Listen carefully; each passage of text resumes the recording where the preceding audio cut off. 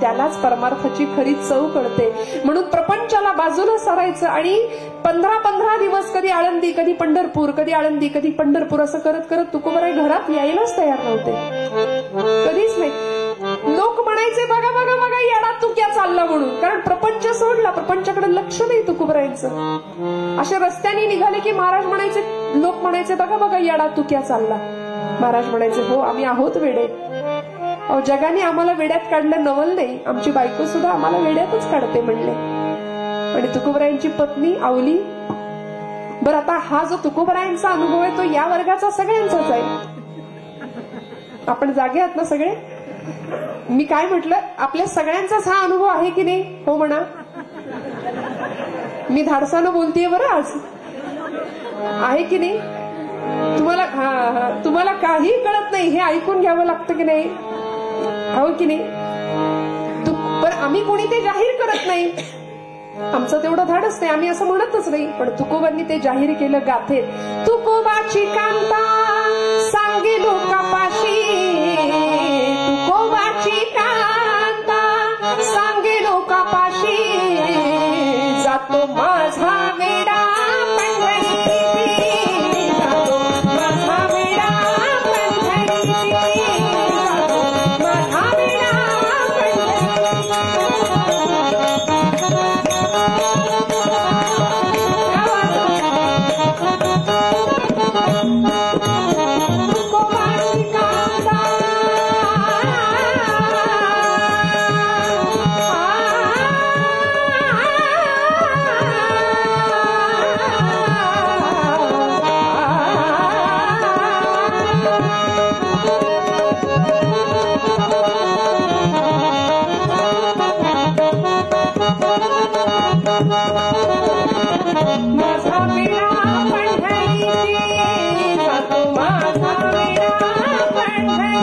तुकोबाची कांता सांगे लोकापाशी, जातो माझा वेडा पंढरीशी, फुटकीच विणा त्याला 3 तारा, घाली येर झारा पंढरीशी. दगडाचे टाळ अहो काय होतो, पण पांडुरंग कीर्तनात नाचत होता. आमचं जरा माईक वाजला की लगेच मूड जातो. जरा कुठे काही बिनसलं माईक सिस्टीम, तुम्हाला नाही म्हणत बरं दादा, तरी आमचा मूड जातो. पण तुकोबांना किती प्रतिकूलता होती हो, तरी सुद्धा पांडुरंग कीर्तनामध्ये नाचत होता. फुटकीचं विणा त्याला 3 तारा, घाली येर झारा पंढरीशी आवली सांगते. आणि असे तुकोबाराय म्हणतात काही नवल नाही, आम्ही वेडे आहोत पांडुरंगाशी बोलायचे. विठुराया अरे लोक मला म्हणतात की मला तुझं वेड लागलंय म्हणून. असू दे रे विठुराया, आम्ही आहोत वेडे. अरे मी गातो नाचतो आनंदे वेडा झालो मी तव छंदे. भगवंता तुझंच वेड लागलंय मला, तुझंच वेड लागलंय. आणि आवलीला सहन व्हायचं नाही, श्रीमंताची लेख होती. त्यामुळे कुणी येता जाता दिसलं, एखादी म्हातारी दिसली, एखादी आजीबाई म्हणायची मामी माझी काय बी तक्रार नाही, पण तुमचं पोरगं म्हणले 15-15 दिवस झालं पंढरपूरला जाऊन बसते, आळंदीला जातायत, काही कळत नाही म्हणे, प्रपंचाकडे लक्ष नाही, काही नाही, पोरा बाळांकडे लक्ष नाही. मी म्हणते जरा लेकरा बाळांकडे बघावं, त्यांच्या पोटात 2 घास कसं जातील त्याचं बघावं. सांगा बरं माझं काही चुकतंय का? त्या म्हातारीने म्हणावं होय ग पोरी तुझं समद बरोबर आहे, पण त्याच्या टकुऱ्यात कुठं घुसतं या, समद बरोबर आहे तुझं. सांगून थकली आवली, तुकोबांचं लक्ष नाही प्रपंचाकडे. कधीतरी आवली म्हणायची धनी अहो 2 घास खाऊन जा. आवले पोरं बाळ उपाशी आहेत, लेकरं उपाशी आहेत ना. 18-20 दारिद्र्य होतं बरं. म्हण 18 दारिद्र्य असं आपण म्हणतो, पण ती अपभ्रंशाने झालेली म्हण आहे. खरी म्हण आहे 18-20 दारिद्र्य. 18 गुणिले 20 म्हणजे जवळजवळ वर्षभर अशी अवस्था. आणि अशा वेळी कधी सुद्धा म्हणजे पतिदेवाच्या माध्यमातून विश्वदेवाची उपासना आवली करत होती बरं. जगातला एकच देव पतिदेव हे तिला माहिती होतं, म्हणून नवऱ्यावर रागवत होती, भाळत होती आणि त्याला सांभाळतही होती. पण कधीतरी संताप व्हायचा, मनस्ताप व्हायचा. आणि मग पांडुरंग तुकोबारायांना विचारावं धनी बघा जरा प्रपंचाकडे. तुकोबाराय म्हणायचे आवले कशापायी काळजी करतेस? अगं ज्याने चोच दिली तो चारा देणारच आहे. माझा पांडुरंग चिंतामणी आहे, अखेर सगळ्यांच्या चिंता पूर्ण करणारा. तू कशाला काळजी करते?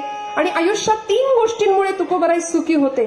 सदा सद्ग्रंथ वाचन आमच्याही सुखाचे हे 3 राजमार्ग आहेत बरं. जाता जाता सांगून जाते. प्रेमे करावे हरी कीर्तन 2 आणि साधी तसे एकांत स्थान ती यथा लाभे संतुष्ट. सतत चांगल्या ग्रंथांचं वाचन, हरिकीर्तन आणि एकांतवास. लोकांताशिवाय एकांत नाही कळत आणि एकांताशिवाय हृदयस्थ सीताकांत भेटत नाही, हा संतांच्या जीवनाचा संदेश आहे. त्यामुळे तुकोबरा एकांतवासाकरता भामनाथाच्या डोंगरावर जायचे कधीतरी. सतत चांगल्या ग्रंथांचं वाचन, माऊलींच्या ज्ञानेश्वरीचं वाचन, भगवद्गीत, भागवत, अनेक ग्रंथांचं वाचन. आता वाचन संस्कृती संपली. परवा 10वीतल्या एका मुलाला विचारलं, म्हटलं वाचतोस की नाही काय? ते म्हणलं व्हॉट्सअपवरचे मेसेज वाचतो. म्हणलं ताई तेच संपत नाहीत वाचून. घरामध्ये लाखो रुपयांचा LED असेल, लाखो रुपयाचं फर्निचर असेल, पण दुर्दैव आहे 50 रुपयाचं पुस्तक सापडेल तर शपथ. ही वस्तुस्थिती आज. त्यामुळे या चरित्रातनं आम्हाला हे घ्यायचं.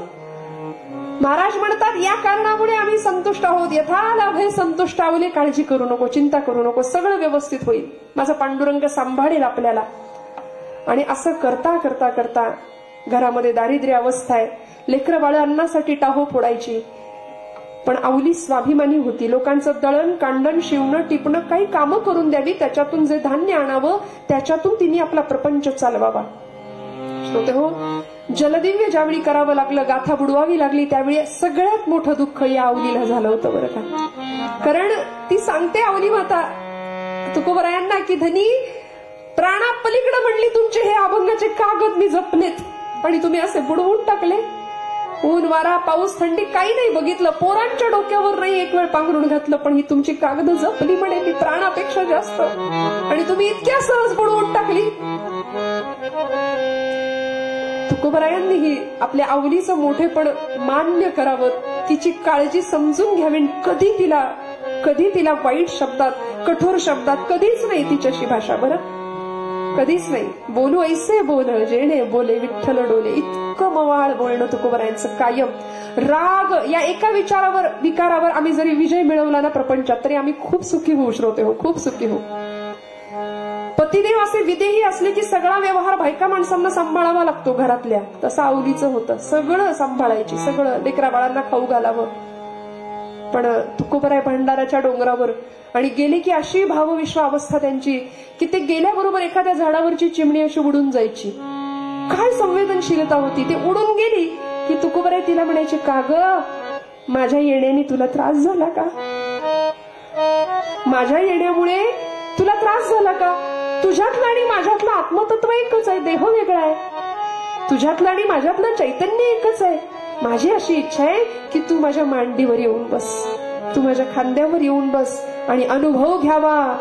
वृक्षवल्ली आम्हा सोय रे वनचरे, वृक्षवल्ली आम्हा सोय रे वनचरे, वृक्षवल्ली.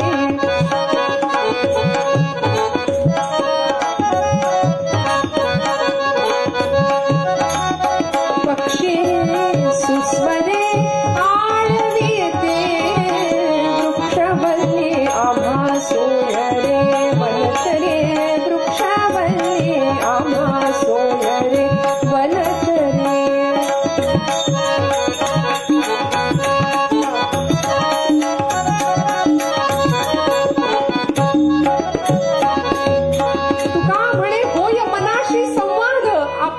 वाद आपणाशी. स्वतःच्या मनाशी वाद सुरू आहे तुकोबरायांचा. आणि अशा वेळी घरात लेकरं बाळ टाहो फोडतायत अन्नासाठी. आई 15 दिवस झाले पोटात काहीच नाही, आई भूक लागली, खायला दे की ग काहीतरी. आणि आवलीनं सांगावं, मेल्या तुझ्या बानी काही खाल्लंय का? 8 दिवस झालं.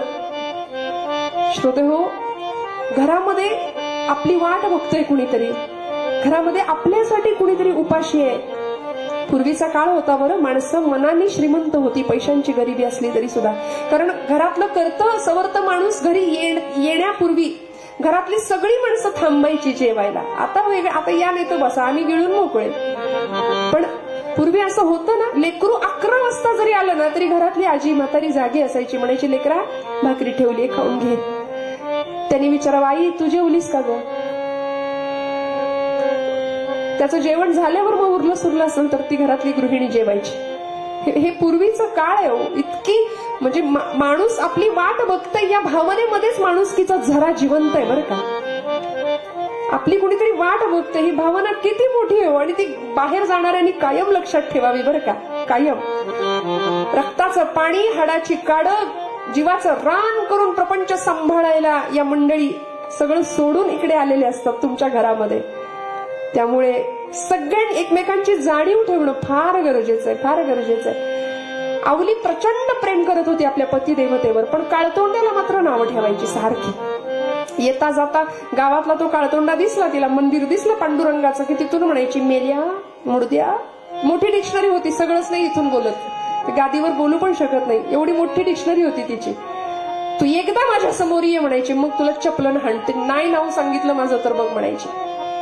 एकदा माझ्या समोर. आणि पांडुरंगाला इतकं बरं वाटायचं, तो असा कटेवर हात ठेवून विटेवर उभा राहून खुदू खुदू खुदू खुदू हसायचा, म्हणायचा बाई माझी फार इच्छा आहे तुझ्या पुढे यायची, पण तुझी प्रतिज्ञाच अशी आहे की माझी काही केली हिंमतच होत नाही तुझ्या पुढे यायची. पतिदेवाच्या माध्यमातून विश्वदेवाची. आणि असं वैर पक्क होतं पांडुरंगाशी. साहित्यामध्ये कीटक भृंगन्याय सांगितलाय. वैराने ध्यास घेतला हरीचा. इतकं वैर होतं की तो ध्यासच लागला पांडुरंगाचा. आणि वैर शिवी देण्याचं एक निश्चित ठिकाण ते म्हणजे पांडुरंग. तुकोबा म्हणायचे आवले असं बोलू नको, माझ्या पांडुरंगाला असं बोलू नको, जगाचा बाप जगन्नियंता आहे परमात्मा माझा, असं बोलू नको, असं बोलू नको. तो मेला, तो काळ्या, तो काळतोंडा. तिचं ती एवढी मोठी डिक्शनरी सुरू व्हायची, थांबायचं नाव घेत नव्हती. आणि एक दिवस लेकरा बाळांनी टाहो फोडावा, आई आई भूक लागली, खायला दे ना ग काहीतरी.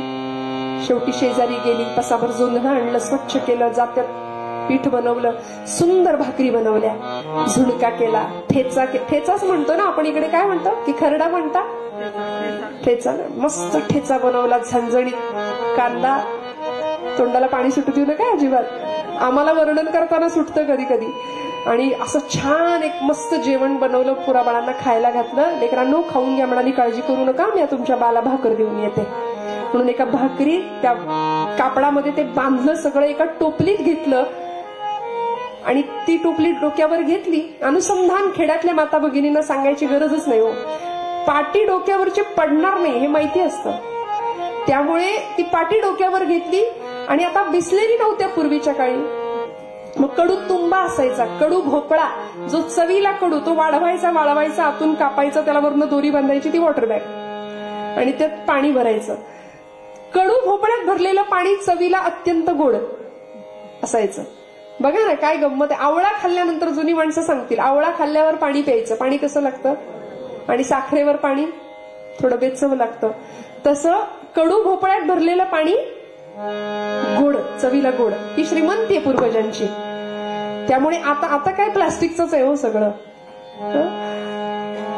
असं प्लास्टिक वापरता वापरता हृदय सुद्धा तसंच झालंय, हलकं फुलकं, अजिबात ओलावा नाही त्याच्यामध्ये. आणि या प्रकाराने आवलीने सगळं साहित्य जमा केलं, निघाली. विचार करते पतिदेवांना भेटायला जायचंय, कसं जायचं, कुठलं वस्त्र घालावं, केला असाल का विचार. प्रचंड दरिद्री अवस्था, अंग भरी वस्त्र नसे, पादत्राणे कुठून आणावी, निर्धनतेची जी जी दुःखे ती निर्धनेच जाणावी. दारिद्र्याचं वस्त्र असं आहे की ते ज्यांनी ओढलंय त्याला सख्खा भाऊ सुद्धा ओळख देत नाही. हे पूर्वीचं नाही, हे आत्ताचंही तेच आहे. आणि नातं नसलं, पैसेवाला समोरून आला, रावसाहेब काकासाहेब म्हणून त्याच्या मागे फिरणारी मंडळी असतात, ही पैशाची किंमत आहे. पण दरिद्र अवस्था, होतं तेच वस्त्र नेसलं, पायात चपला नाही, मुलाबाळांना ओरीमध्ये खेळायला बसवलं, दाराला कडी लावली, खाऊ पिऊ घातलं, पाठी डोक्यावर घेतली, तुंबा घेतला आणि झाप झाप झाप झाप पावले टाकत निघाली. वैशाखाचा महिना रणरण तवून दुपारचे 12 वाजलेले. आणि अशा अवस्थेमध्ये तिला गावातलं मंदिर लागलं आणि तिचा तो काळतोंडे आतमध्ये दिसला. ती आत जाऊत नव्हती, तिने असं तिखट नजरेने बघितलं. मेल्या थांब, तुझ्याकडे नंतर बघते, आधी तिकडे भाकरी देऊन येते लवकर. अरे कुठल्या जन्मीचा दावा साधतोयस रे माझ्याशी म्हणायची.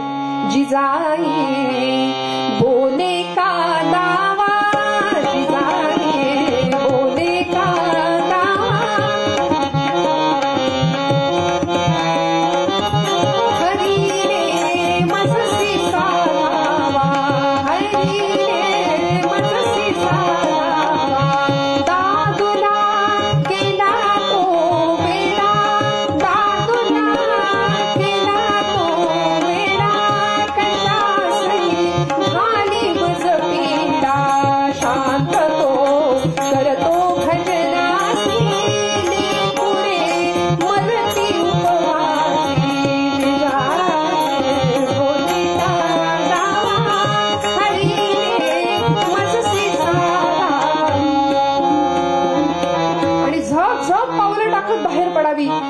बघता बघता चिंतन सुरू झालं. पूर्वीच्या महिला चिंतन जास्त करायच्या, चिंता कमी करायच्या. ऐकून ठेवा.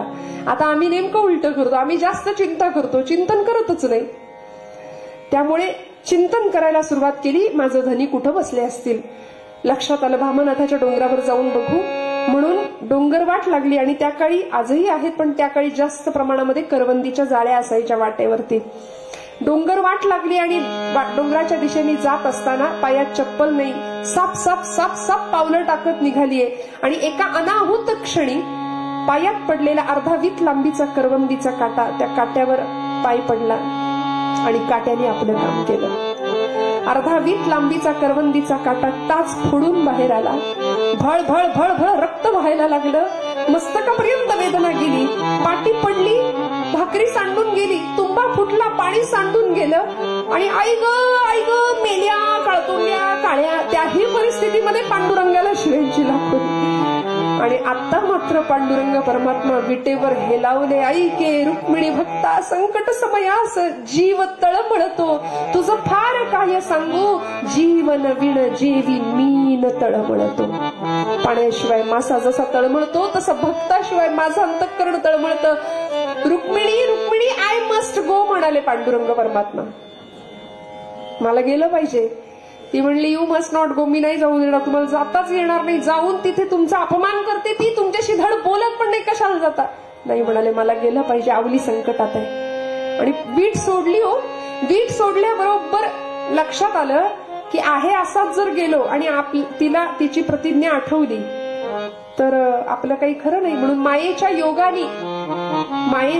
योगाने रूप बदललं. 8 वर्षाच्या गुराख्याच्या मुलाचं रूप घेतलं आणि निघाले. काळा दोरा कंठी लंगोटी जीर्ण कांबळ पाठी, झाला तो जगजेठी भक्ताचे प्रेम बांधुनी गाठी. काळा दोरा गळ्यात लंगोट लावली, घुंगराची काठी घेऊन भगवंत आले आणि दुडक्या चालीने ती जिथे बसली तिच्या मागे येऊन हळूच घुंगराची काठी वाजवली. आणि तिने तो आवाज ऐकला. असं तिखट नजरेने मागे बघितलं. म्हणले काळ्या इतके दिवस या भागात कधी दिसला नाही, आता कुठून आलायस.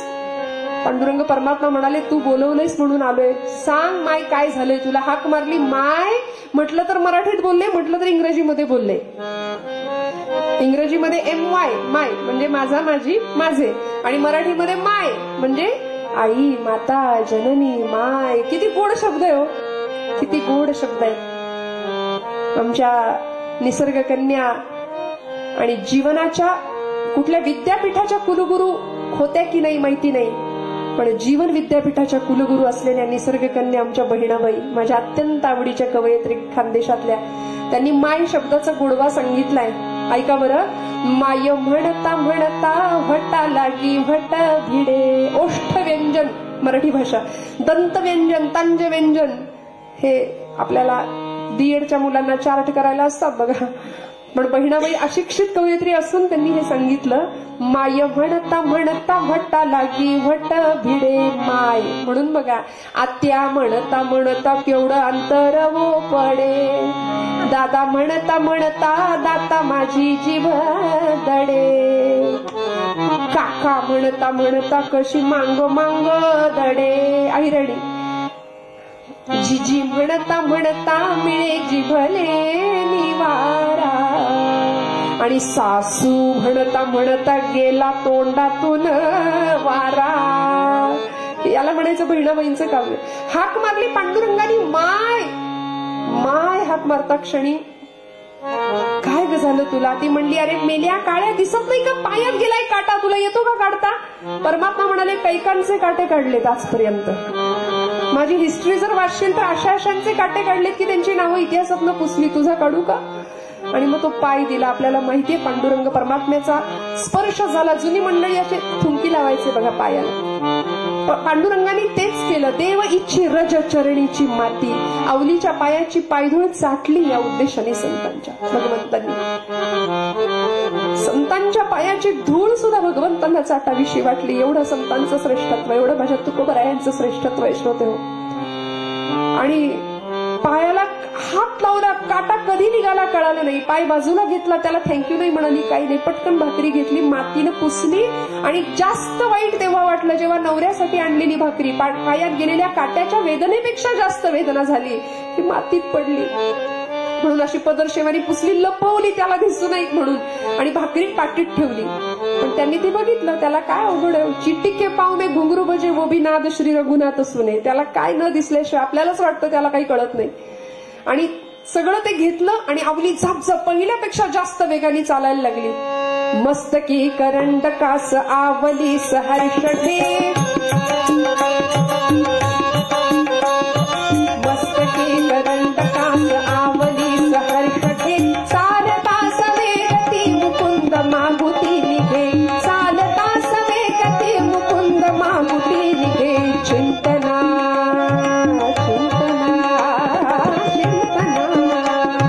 चिंतना करी हरी सपाहुनी बरोबरी, आणि पतीस भोजनास एक भाकरी भाकरी. म्हणाली आता असा आणीबाणीचा प्रसंग आलाय, पाटीत तर एकच भाकरी आहे, ते इकडं माझा पाठलाग करतोय. हे खाल्ल्याशिवाय राहणार नाही आणि ते दिल्याशिवाय राहणार नाही. स्वभाव माहिती आहे ना तुकोबरायांचा, ते दिल्याशिवाय राहणार नाही. पाटीत तर एकच भाकरी आहे, करू काय असा आणीबाणीचा वेळ. आणि अशा वेळी तिला आठवली तिची माहेरची कुलस्वामिनी. आज मंगळवार आहे म्हणाली, आहे ना मंगळवार, आज जागर करूया म्हणाली जरा. मंगळाई माझ्या नवसाला पाव, मंगळाई माझ्या हाकेला धाव, मंगळाई माझ्या नवसाला पाव, मंगळाई माझ्या हाकेला धाव, मंगळाई माझ्या नवसाला पाव, मंगळाई माझ्या हाकेला धाव. नवऱ्याला माझ्या मारगला, नवऱ्याला माझ्या मारगला, मंगळाई माझ्या नवसाला पाव, मंगळाई माझ्या हाकेला धाव. आई राजा उधवदा, मंगळाई माझ्या नवसाला पाव, मंगळाई माझ्या हाकेला धाव, मंगळाई माझ्या.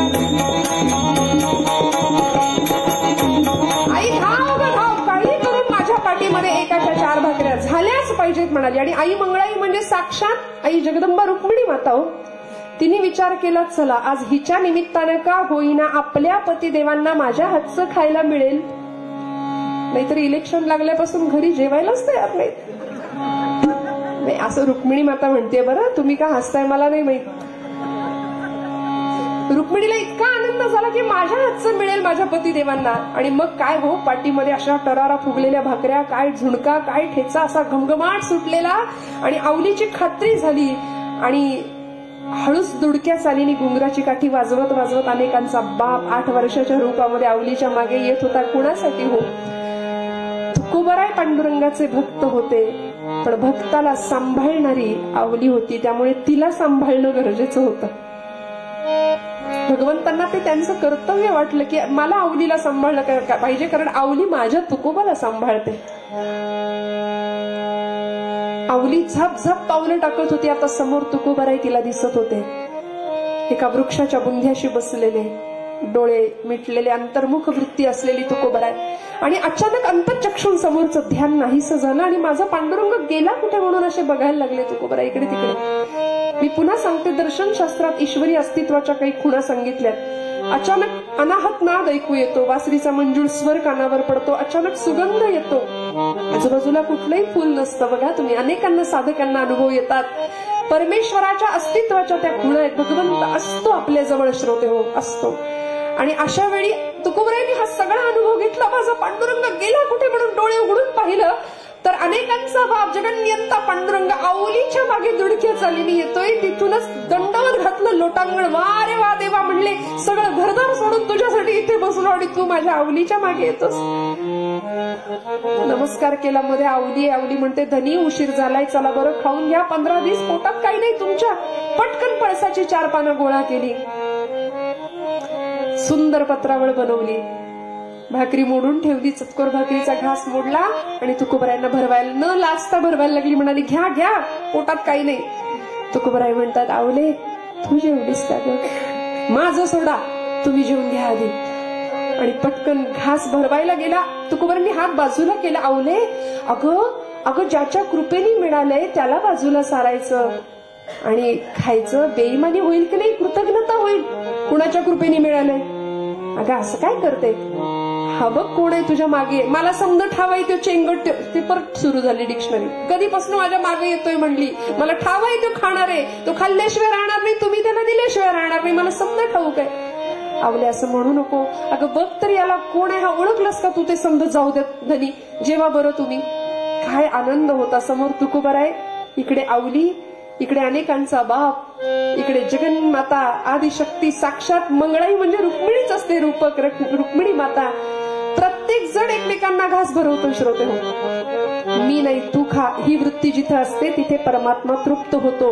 आणि तुला नाही मलाच मिळू दे हे जिथे असतं ना, तिथे जगातले सगळे राक्षस एकत्र येत असतील. आवली तुकोबरायांना घास भरवतीये, तुकोबराय पांडुरंगाला घास भरवतायत, आई मंगळाई आवलीला घास भरवतीये, मी नाही तू खा ही वृत्ती होती. म्हणून भारतीय संस्कृतीमध्ये प्रसादाला महत्व आहे. प्रसादस्तु प्रसन्नता. काल्याच्या कीर्तनाला शेवटच्या दिवशी एरवी 7 दिवसात इकडं न फिरकणारी मंडळी शेवटी असतात. का? प्रसादस्तु प्रसन्नता. भारतीय संस्कृतीमध्ये प्रसादाचं महत्वच आहे हो. त्यामुळे मी नाही तू खा हा भाव असतो त्यामध्ये. मी नाही तू खा. पाठीतली भाकरी संपता संपत नव्हती, कारण परमात्मा तिथं तृप्त होत होता. आवली विचारत होती, धनी आज पोट तर भरलंय पण काहीतरी वेगळं वाटतंय हो. तुकोबा म्हणतात, आवले अगं ज्यांनी पोटच काय हृदय सुद्धा ज्यांनी तृप्त होतं त्याला माझ्या विठोबाचा प्रसाद म्हणावा आवले. आणि असे तुकोबराय इतकं उदात्त जीवन. तुकोबराय पांडुरंगाचं महत्व जगाला सांगतच होते. कथा कीर्तनातून समाज प्रबोधन करतच होते. धर्माचं शिक्षण देतच होते. समाजाची संस्कृती टिकवण्याचं काम करत होते. एकीकडे शककर्ता राजा घडवत होते, एकीकडे अनेकांच्या अनेक शंकांचं निरसन करत होते. कर्मकांडांपासून लोकांना त्यातलं महत्व तर सांगतच होते, पण त्याचबरोबर अनिष्ठ रूढींवरती सुद्धा तुकोबराय घाला घालत होते. उत्तम प्रकारे समाज जागरण करत होते. आणि पुरं 42 वर्षाचं आयुष्य आहे तुकोबरायांचं, जास्त नाहीये श्रोते हो. 42 वर्षाच्या आयुष्यात माणूस काय करून जाऊ शकतं?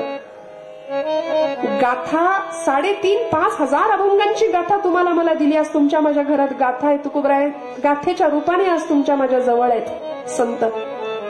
केवढे उपकार आहेत, अनंत उपकार आहेत त्यांचे तुमच्या माझ्यावरती.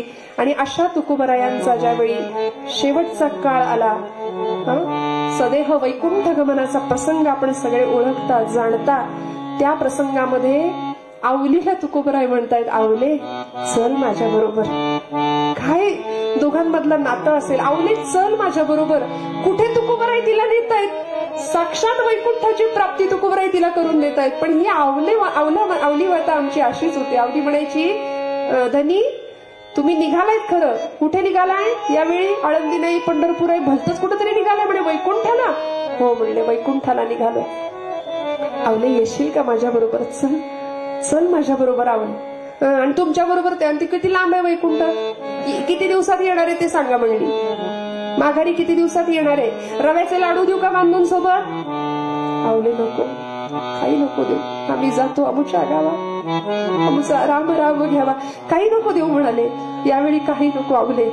दरवेळी पंढरपूरला आळंदीला जाताना काहीतरी बांधून देतेस, भ्रमनाथाच्या डोंगरावर माझ्यासाठी भाकरी घेऊन येतेस, किती काळजी घेशील आवले? आता मी तुझी काळजी घेतो आवले. चल भास्कर प्रपंच, किती माझं माझं माझं करशील तर हो. तुम्हाला काय, तुमचं ते वैकुंठ किती लांब असेल, किती दिवस तिथं लागतील, आणि म्हैस यायला झाली त्याचं काय करू? तुम्ही या लवकर, तुपातले छान लाडू करून ठेवते म्हणली तुमच्यासाठी. तुकोबराय म्हणतात, आवले आता नाही, आता येणे जाणे खुंटले, आता जायचं. आणि आपल्या सगळ्यांना कथाभाग माहितीये.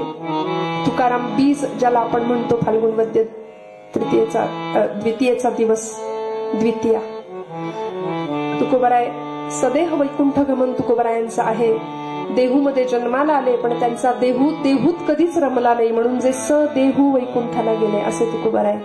जयाची वदे पूर्ण वेदांत वाणी, म्हणावे कसे हो तया लागी वाणी. परब्रह्मरूपी असा जो तुकावा, तयाचा तुकी कोण दुजा तुकावा. अशा तुकोबरायांचा अधिकार आहे. किती सांगावं, मोठं चरित्र. 42 वर्ष